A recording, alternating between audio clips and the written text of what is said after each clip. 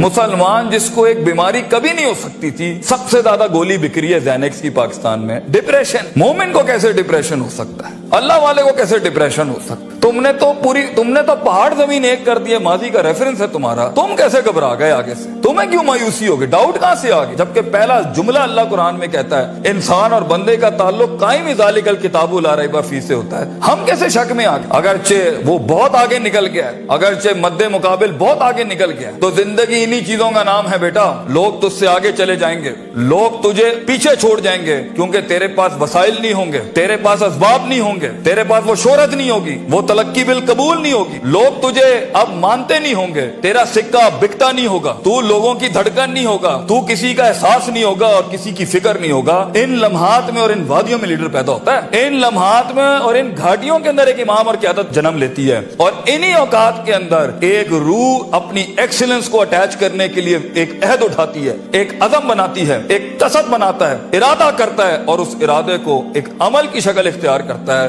और अपनी जिंदगी के सारे रेफरेंसेस को माइनस करके एक नई तारीफ देता है अपने आप को। लेकिन अगर एक इंसान समझता है, एक गलत फहमी का शिकार है कि नहीं, जिंदगी को मैं जैसे चाहूं, जिस गलत तरीके से चाहूं, अपनी वैल्यूज को, अपने उसूल को, अपने जवाबित को, अपने कवायद को, अपने उसूलों को, इनको मैं बलि चढ़ा के, इनकी चीटिंग करके, किसी का हक मार के, किसी को नीचे लगा के, जिग जैगिंग करके अगर मैं निकल जाऊंगा तो तुक्के, महज इत्तेफाक, फ्लूक्स और कोइंसिडेंसेस, और इस तरह के 2 नंबर रास्ते बेटा कुछ अरसा तो चल सकते हैं। दुनिया के उस स्टेज के ऊपर जब मुकाबला होगा ना किसी सही वाले पट्टे के साथ, आप नहीं लड़ सकेंगे, आप नहीं उससे जीत सकेंगे।